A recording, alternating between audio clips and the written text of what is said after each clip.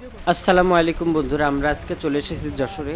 তো সারাদিন কাজকাম করতে করতে বোরিং ফিল হয়, তাই সিদ্ধান্ত নিয়েছি আজকে আমরা ঘোরাফেরা করবো শুধু। ইব্রাহিমের পক্ষ থেকে আজকে বড় সড়ো একটা ট্রিট হবে। প্রথমে আমরা গেলাম ইব্রাহিমের সাবেক মাদ্রাসায়, তানজিমুল উম্মাহ মাদ্রাসায় কিছুদিন চাকরি করেছে ইব্রাহিম। সেখানে অনেক সময় কথাবার্তা বলে তারপর সময় কাটানোর পর খাওয়া দাওয়া করে তারপর আমরা বের হয়ে আসছিলাম। তারপর যশোরের এই রোড ধরে আমরা চলে যাচ্ছি এয়ারপোর্টের দিকে। আজকে ভাবলাম যে এয়ারপোর্টের দিকে একটু ঘুরে আসি। যশোর এয়ারপোর্টে কখনো যাইনি, তাই ভাবলাম যে ঘুরে আসি আমরা দুইজন। যশোর এয়ারপোর্টে গিয়ে আমি অনেক ধরনের সমস্যার সম্মুখীন হয়েছি, তো আমি আপনাদেরকে সেই ঘটনাটা বলবো। আজকের ভিডিওটা না টেনে দেখার অনুরোধ রইল। আপনারা দেখতে পাচ্ছেন এই বাম পাশে একটা পার্ক, পার্কের ডান পাশ থেকে একটা রাস্তা চলে গেছে, এই রাস্তায় চলে গেছে এয়ারপোর্টের দিকে। এর গেটে কিছু বাহিনীর সদস্যরা দাঁড়িয়েছিল। আমার বাইক নিয়ে গিয়েছিলাম আমি, তো ইব্রাহিম বাইক রাইড করছিল, ইব্রাহিমের মাথায় হেলমেট ছিল, আমার মাথায় হেলমেট ছিল না, যার কারণে আমাকে ওখান থেকে নামিয়ে দিয়েছিল। আমি তখন 10 টাকা ভাড়া দিয়ে অটোতে করে এয়ারপোর্ট পর্যন্ত গেলাম।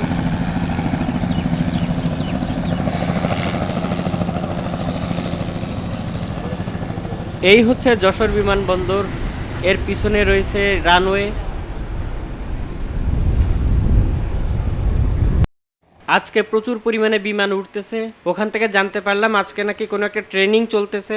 যখনই কেউ ভিডিও করতে দেখতেছে তখনই তার ক্যামেরা অফ করতে বলতেছে। তো রানওয়ের সামনে যেতেই তারা আমাকে বাধা দিল যে এখানে ভিডিও করা যাবে না, এখান থেকে চলে যান দ্রুত, আজকে না হয় অন্যদিন আসুন।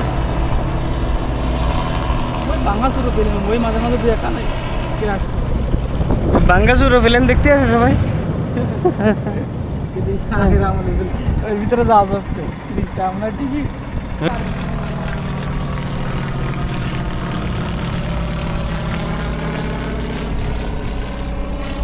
ইরানে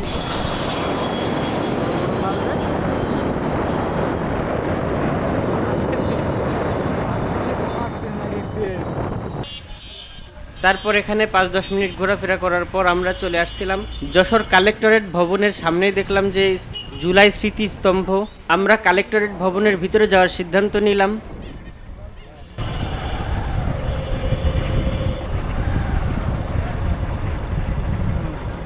কালেক্টরেট ভবনের সামনে বিশাল একটা পুকুর, তো এখানে অনেক সুন্দর সুন্দর মাছ আছে, দেখতেই ভালো লাগতেছিল। এখান থেকে 10 টাকা দিয়ে এক প্যাকেট খাবার কিনলাম মাছের জন্য। তো ওই খাবারটা ছিটানোর সাথে সাথে মাছ কিলবিল কিলবিল করে চতুর্দিক থেকে চলে আসতেছিল।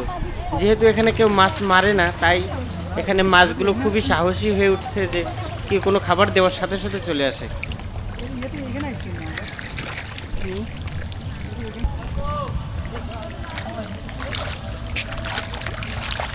ইব্রাহিম তো রীতিমতো মাছের সাথে খেলায় মেতে উঠেছে।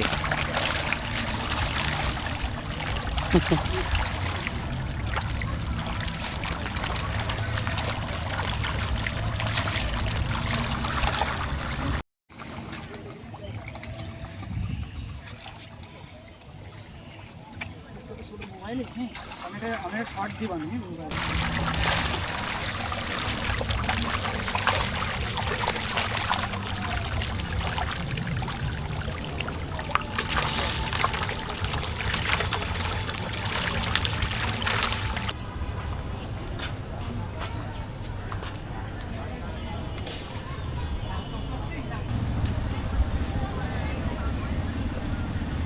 এখানে যশোর জেলার সকল উপজেলার ম্যাপগুলো রয়েছে, তো অনেক সুন্দর করে জায়গাটা বানাইছে, দেখতে বেশ চমৎকার লাগতেছিল।